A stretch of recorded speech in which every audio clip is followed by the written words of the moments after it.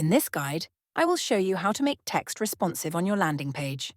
First, remove existing font size settings to prepare for dynamic changes. Next, access style and class settings by clicking here.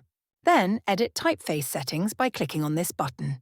Now clear any custom font sizes that could interfere with global settings. Confirm that the custom font size has been removed. Proceed to the Page tab to adjust page-specific styles. Click on Typography to view and modify global style rules. Expand typo size options to see available settings. Choose a specific screen size setting for the H1 font size here. Next, set the font size value for larger screens such as LG. OK, let's resize the font. Also, adjust and set the smaller screen sizes for consistent display. Navigate back by clicking on Home to review adjustments.